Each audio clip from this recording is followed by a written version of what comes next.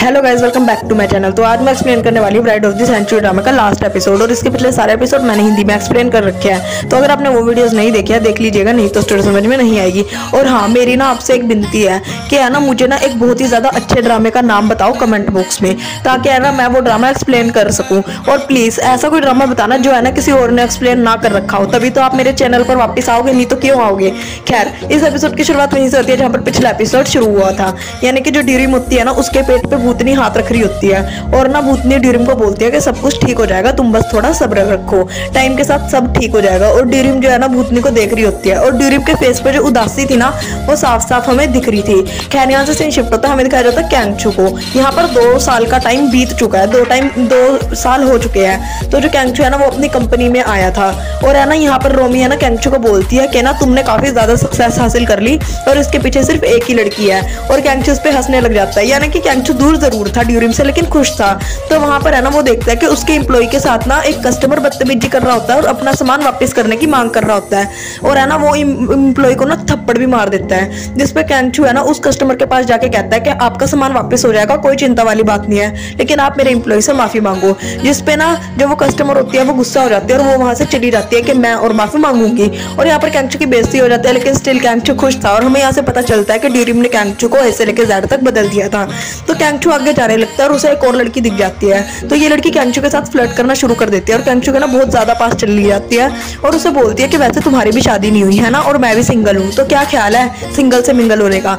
जिस पर कैंगचू से बोलता है तुम्हें किसने कहा मेरी शादी नहीं हुई। तो कैंगचू से अपनी रिंग दिखाता है और है ना वहां से चले जाता है। तो वो लड़की सोच रही होती है कि कौन वो ड्यूरिम, सोच रही होती है कि मैं तो ड्यूरिम से काफी ज्यादा सुंदर हूँ। खैर, कैंगचू आगे चले जाता है और वो देखता है कि एक बच्चा ना रो रहा होता है। तो कैंगचू है ना उस बच्चे को गोदी में चक लेता है, और जैसे ही उसकी मोम को वो आते हुए देखता है उसे लगता है कि वो ड्यूरिम है। लेकिन बाद में जब वो उस लेडी को दोबारा देखता है तो उसे पता चलता है कि ये ड्यूरिम नहीं है, ये कोई और है। और कैंगचू है ना हंसना शुरू कर देता है। सीन यहाँ से शिफ्ट होता है, हमें दिखाया जाता है कैंगचू के मोम को और डैड को। तो यहाँ पर 2 साल तो पहले ही हो चुके हैं। तो ना कैंगचू के डैड भी बोलते हैं कि अब मुझे तुम्हें अपनाने में कोई भी दिक्कत नहीं है और मेरी लाइफ में वापस आ जाओ, बहुत टाइम हो चुका है, तुम्हारी याद आनी शुरू हो चुकी है। और कैंगचू के डैड उसे गले से लगा लेते हैं, जिससे इनका भी पैचअप हो जाता है। लेकिन बेचारा कैंगचू तो अकेला था। कैंगचू अपने रूम में होता है और वो ना रिंग का बॉक्स देख रहा होता है और सोच रहा होता है कि ड्यूरिम तुम्हारे बगैर सब चीजें ठीक है, बस तुम ही नहीं हो। इतने में कैंगचू का ना भाई आ जाता है और कैंगचू को बोलता है कि डिनर तैयार है। तो ये सारे है ना मीठा आलू खा रहे होते हैं, यानी कि शकरकंदी।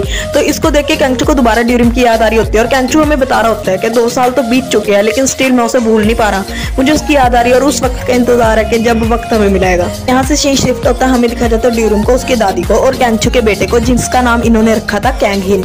तो जो ड्यूरिम है ना वो अपने बेटे को बाय करके जा रही होती है काम पर, और है ना हमें यहाँ पर पता चलता है कि उसने है ना अपना छोटा सा स्टॉल है उसका सी फूड का। तो वहां पर वो बैठ के ना कैंगहिन के लिए ना वो एक जर्सी टाइप ना बुंद रही होती है। तो वहां पर एक लड़की आती है और वो बोलती है कि मैं ना अपने पेपरों में पास हो चुकी हूँ। तो ड्यूरिम खुश होकर उसे थोड़े पैसे देती है कि लो तुम ये पैसे और थोड़ी मस्ती करो, क्योंकि तुमने बहुत ज्यादा पढ़ाई की है। और वो लड़की वहां से चली जाती है। और यहाँ पर हमें ड्यूरिम की बातें बताई जाती है। ड्यूरिम भी कह रही होती है कि है ना कैंगचू के बिना आज 2 साल हो गए और उसकी बहुत ज्यादा याद आती है, और हमारे बेटे को भी अपने डैड को देखने का पूरा पूरा हक है। सीन यहाँ से शिफ्ट होता है, हमें दिखाया जाता है कैंगचू को और उसके डैड को। तो कैंगचू के डैड बोलते हैं कि जब है ना पेड़ के पुराने पत्ते गिरते हैं तो नए पत्ते जरूर लगते हैं, तुम भी उस वक्त का इंतजार करो जब नए पत्ते लगेंगे। सीन शिफ्ट होता है, हमें दिखाया जाता है उस इंसान को जो भविष्यवाणी करता है। और यहाँ पर रोमी और कैंगचू का भाई आया था ड्यूरिम के बारे में पूछने के लिए। तो यहाँ पर ये इंसान कहता है अगर तुम्हें किसी ऐसे इंसान के बारे में जानना है जो गुमशुदा है, तुम पुलिस के पास जाओ, मेरे पास नहीं। तो यहाँ पर ये इंसान बोल रहा होता है कि रोमी और कैंगचू के भाई की जोड़ी बहुत ही ज्यादा मस्त बनेगी, तुम दोनों की जोड़ी बहुत ही ज्यादा अच्छी लगेगी। तो रोमी यहाँ से गुस्सा होकर चली जाती है और कैंगचू का भाई तो खुश हो रहा होता है, उसके मन में तो लड्डू फूट रहे होते हैं। सीन यहाँ से शिफ्ट होता है, हमें दिखाया जाता है कैंगचू को। तो यहाँ पर रोमी कैंगचू को बताती है कि हमें है ना एक ना फोटो दिखी है जिसमें ड्यूरिम है। तो कैंगचू बोलते हैं कि मैं वहां पर जरूर देखने जाऊंगा कि ड्यूरिम वहां पर काम तो नहीं करती, और कैंगचू वहां पर पहुंच जाता है। तो वहां पर ड्यूरिम भी आई होती है कुछ सामान को डिलीवरी करने के लिए, लेकिन कैंगचू से देख नहीं पाता, और कैंगचू है ना ढूंढ रहा होता है उसी की फोटो दिखा के और लोगों से पूछ रहा होता है। लेकिन ड्यूरिम जो है वो डिलीवरी करके वहां से चली जाती है। तो कैंगचू काफी ज्यादा उदास हो जाता है और रात भर उसे ढूंढता रहता है, लेकिन वो मिलती नहीं।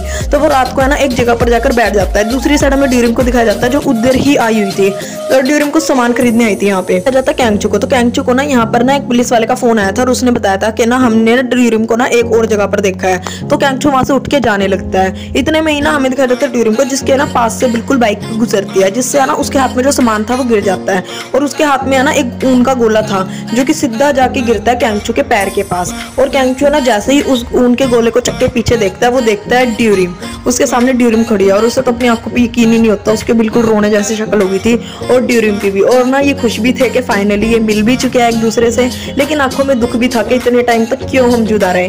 सीन शिफ्ट होता है, हमें दिखाया जाता है ड्यूरिम का घर और यहाँ पर दादी ना ड्यूरिम को बोल रही होती है कि ना कैंगचू इतने टाइम बाद आया है। तो यहाँ पर ड्यूरिम जो है ना वो कैंगचू को दिखाती है उसका बेटा यानी कि कैंगिन, और कैंगचू ना उसे देख के काफी ज्यादा खुश होता है कि उसकी भी एक फैमिली है। और कैंगचू है ना उसकी दादी से माफी मांगता है, ड्यूरिम की दादी से, और बोलता है कि अब मैं ड्यूरिम को लेके जा रहा हूँ। सीन शिफ्ट होता है, हमें दिखाया जाता है बी को। तो बी के पास कुछ लड़कियां आई थी और वो बी को बोलती है कि क्या ये कैंगचू की लव स्टोरी जहाँ पर शुरू हुई थी वही जगह है, जिसपे भी बोलती है हाँ ये वही जगह है। तो वो लड़कियां बताती है कि ना कैंगचू की जो लव स्टोरी है वो काफी ज्यादा फेमस है। सीन शिफ्ट होता है, हमें दिखाया जाता है ड्यूरिम के दादी को जो कि कैंगचू के परिवार में आई थी और वो है ना एक ना जूती दिखाती है उसी ब्राइड की जो फर्स्ट एपिसोड में थी। तो यहाँ पर हमें पूरी स्टोरी पता चलती है, यानी कि जिस दिन उनकी शादी हुई थी राजा की और न्यू ब्राइड की, तो न्यू ब्राइड ने है ना शराब में कुछ मिला दिया था जिससे कि राजा है ना शराब को पी के जैसे ही न्यू ब्राइड के पास गए वो बेहोश हो गए और जो ब्राइड थी ना वो फटाफट से वहां से निकल ली पतली गली से और ना अपने आशिक के साथ भाग गई अपनी एक जुत्ती छोड़ के। और है ना ये सारी जो बातें थी ना वो जब राजा को पता चली तो राजा को बहुत ही ज्यादा दुख हुआ, क्योंकि राजा ने अपना पूरा दम लगा दिया था ब्राइड को ढूंढने के लिए और है ना राजा को ब्राइड से नफरत हो गई थी। तो ये ब्राइड थी कौन? ये थी ड्यूरिम की दादी, यानी कैंगचू के परिवार से पहले ही ड्यूरिम की दादी का जो रिश्ता था वो जुड़ा हुआ था। तो है ना ड्यूरिम की दादी माफी मांग रही होती है कि मैंने जो भी गुनाह किया इसके लिए मुझे माफ कर दो। तो यहाँ पर कैंगचू के डैड बोलते हैं कि आपने जो भी किया वो तो चीजें हम सारे भूल चुके हैं और वैसे भी आपके ही कारण तो मिले हैं ये सारे लोग। खैर उसके बाद ये दोनों जाते हैं प्रेयर के रूम में, यानी कि कैंगचू और ड्यूरिम। और यहाँ पर ना कैंगचू बोलता है कि ये मेरी वाइफ है और मैंने इसे अपने दिल से वाइफ मांग लिया, हमें अपना आशीर्वाद दो। तो ये सब बोलने के बाद ये गले मिलते हैं और इन्हें आशीर्वाद मिल जाता है। सीन शिफ्ट होता है, हमें दिखाया जाता है चोंग को। तो जो चोंग थी ना वो सुबह की जॉगिंग करने के बाद जा रही थी हॉस्पिटल में अपनी मोम से मिलने के लिए और उसे वहां पर मिल जाती है ड्यूरिम। तो यहाँ चोंग जो है ना वो ड्यूरिम से बिल्कुल भी नाराज नहीं थी, वो ड्यूरिम को देख के खुश होती है। उसके बाद ये दोनों जाते हैं हॉस्पिटल में चोंग की मोम से मिलने। तो पहले तो चोंग की मोम ड्यूरिम को पहचान नहीं पाती, लेकिन जैसे ही ड्यूरिम चोंग की मोम का हाथ पकड़ती है चोंग की मोम पहचान लेती है और ड्यूरिम से माफी मांगती है कि प्लीज मुझे माफ कर दो, हमने तुम्हारे साथ इतना बुरा किया, और ड्यूरिम माफ भी कर देती है। सीन शिफ्ट होता है, हमें दिखाया जाता है कैंगचू के डैड को और कैंगचू की को। तो यहाँ पर ये भी काफी टाइम बाद मिले थे तो इनके भी अंदर का रोमांस का कीड़ा जाग रहा था। तो ये जो है ना जाते हैं पब वगैरह में और है ना बोलते हैं कि आज रात तो हम मुश्किल ही वापस आएंगे। सीन शिफ्ट होता है, हमें दिखाया जाता है मैनेजर को और ड्यूरिम को। तो यहाँ पर जो ड्यूरिम है ना वो फेशियल फाशियल करवाती है और उसके बाद मैनेजर को बोल रही होती है देखना मेरे हाथ कितने सुंदर हो गए, जिसपे मैनेजर बोलते हैं हाँ तुम तो पहले से ही सुंदर हो। तो यहाँ से सीन शिफ्ट होता है, हमें दिखाया जाता है रेस्टोरेंट, जिसमें ड्यूरिम का रेस्टोरेंट था और बी काम करती थी। तो वहां पर इंप्लॉई आ जाते हैं और इंप्लॉई ना काफी टाइम से है ना कोशिश कर रहे थे बी को प्रपोज करने की, लेकिन वो कर नहीं पा रहे थे। लेकिन बी है ना नोटिस कर लेती है कि है ना इंप्लॉई अपने जेब में बारी बारी हाथ क्यों डाल रहे हैं, तो वो है ना जबरदस्ती जेब में हाथ डाल के रिंग निकाल लेती है और यहाँ पर इंप्लॉई भी फाइनली उसे जो है प्रपोज कर देते हैं और इनकी भी लव स्टोरी पूरी हो जाती है। सीन शिफ्ट होता है, हमें दिखाया जाता है चोंग को। तो यहाँ पर कैंगचू के दादाजी की बरसी थी, तो यहाँ पर जो है ना कैंगचू भी आता है कैंगिन को लेके। तो यहाँ पर कैंगचू का भाई बोलता है कि ओहो ये इंसान अब बच्चे भी संभालेगा। तो वो बोलता है कि देखना जब कैंगिन बड़ा होगा ना इसके पीछे ना काफी ज्यादा लड़कियां घूमेगी। तो जिस पर कैंगचू बोलता है कि बिल्कुल अपने डैड की तरह होगा, ये लड़कियों को भाव नहीं देगा। खैर इस पे ये सारे हंसने लग जाते हैं। उसके बाद ये दोनों जाते हैं बरसी में, तो वहां पर है ना ये जो है ना भूतनी को भी मानते हैं, यानी भूतनी की भी बरसी बनाते हैं। तो यहाँ पर हमें दिखाया जाता है भूतनी को और कैंगचू के पूर्वज को। तो ये दोनों खुश थे और एक दूसरे के गले मिलते हैं। सीन यहाँ से शिफ्ट होता है, हमें दिखाया जाता है कैंगचू को और ड्यूरिम को। तो यहाँ पर ड्यूरिम कैंगचू को बोलती है कि तुम अब तो बता ही दो तुम्हें मेरे से पहली बार प्यार का एहसास कब हुआ था। तो यहाँ पर कैंगचू बोलता है जब तुमने मेरी टाई को कुत्ते की पट्टी की तरह पकड़ के है ना मुझे किस की थी तभी। तो इस पे ना ड्यूरिम हैरान हो जाती है और बोलती है इतने टाइम से था, जिसमें कैंगचू बोलता है हाँ ऑब्वियसली था लेकिन कभी बताने की हिम्मत नहीं हुई। तो ड्यूरिम बोलते हैं फिर सेकंड टाइम जो किस हुई थी उसका क्या था। तो वो कह रहा वो तो बस वैसे ही था एंजॉय के लिए। खैर यहाँ पर कैंगचू बोलता है कि मेरे पिंजरे से निकलना इतना आसान नहीं है, जिसपे ड्यूरिम बोलती है हाँ लेकिन तुम्हारे पिंजरे से कोई निकलना चाहता भी नहीं है। तो यहीं पर है ना ये काफी ज्यादा खुश हो रहे होते हैं। सीन शिफ्ट होता है, हमें दिखाया जाता है भविष्यवाणी करने वाले इंसान को। तो ये काफी ज्यादा पढ़ पढ़ के इसका दिमाग खराब हो गया था। इसे वही भूतनी दिखती है, तो ये भूतनी से सवाल पूछता है कि तुम मुझे एक बात बताओ कि दोनों लड़कियां एक जैसी शक्ल की हो कैसे सकती हैं। तो यहाँ पर जो भूतनी है ना वो पास्ट बताती है। जब है ना चोंग पैदा हुई थी तो है ना चोंग की मोम और चोंग काफ़ी ज़्यादा खुश थी, मतलब बच्ची। तो जो भूतनी है ना वो वहाँ पर जाती है और है ना चोंग के सर पे हाथ फेरती है और बोलती है कि एक सूरज होएगा और एक सूरज की परछाई की तरह। तो ये सारा भूतनी का ही प्लान था। तो भूतनी है ना उस इंसान को बाय बाय करके वहाँ से चली जाती है, यानी भूतनी को भी मुक्ति मिल चुकी थी और है ना भूतनी फ्री हो चुकी थी। खैर वो इंसान और सोचता है कि अब तो मुझे पढ़ाई करनी पड़ेगी क्योंकि ये भी मेरी कोई हेल्प नहीं करेगी। सीन शिफ्ट होता है, हमें दिखाया जाता है कैंगचू की मोम को। तो यहाँ पर कैंगचू की मोम तो सोच रही थी कि ड्यूरिम चाय बना रही है, लेकिन ड्यूरिम चाय तो बना रही थी। ड्यूरिम तो कैंगचू के डैड के साथ ना पत्ती वाला गेम खेल रही थी। तो यहाँ पर ना जो कैंगचू के डैड थे वो बारी बारी हारे जा रहे थे और कैंगचू भी खुश हो रहा था कि ना ड्यूरिम जीत रही है। इतने में ना उनकी मोम वहाँ पर आ जाती है और है ना उन्हें डांटने लग जाती है कि तुम्हें ये काम करने के लिए तो नहीं बोला था ड्यूरिम। तो ड्यूरिम है ना बोलती है कि कैंगचू ने मुझे बोला था। कैंगचू बोलता है मैंने कब बोला। तो ड्यूरिम कैंगचू को गुस्सा मारती है और ये सारे हंसने लग जाते हैं। तो यहाँ पर मोम बोलती है कि मैं तुम्हें बताती हूँ खेलना कैसे है कैंगचू के डैड को, और कैंगचू के डैड के साथ बैठ के खेलने लग जाती है और सारे हंसने लग जाते हैं और हैरान हो जाते हैं कि मोम भी चेंज हो चुकी है। खैर उसके बाद है ना ड्यूरिम और जो मोम होती है वो टेबल पर बैठी होती है और ड्यूरिम मोम को चाय पिलाती है और बोलती है कि आपकी तरह नहीं बनी है ना, जिसमें मोम बोलती है कोई नहीं तुम सीख जाओगी। और मोम जो है ना वो ड्यूरिम को है ना घर की चाबी दे देती है कि आज से तुम इस घर की चाबी संभालो, मुझे पता है कि तुम है ना ये काफी ज्यादा अच्छे से हैंडल कर लोगी। इतने में है ना वहां पर है ना एक नौकर आती है और वो बोलती है कि कैंगिन मिल नहीं रहा। तो ड्यूरिम हंसने लग जाती है और बोलती है कि ये दोबारा वहीं पर चला गया।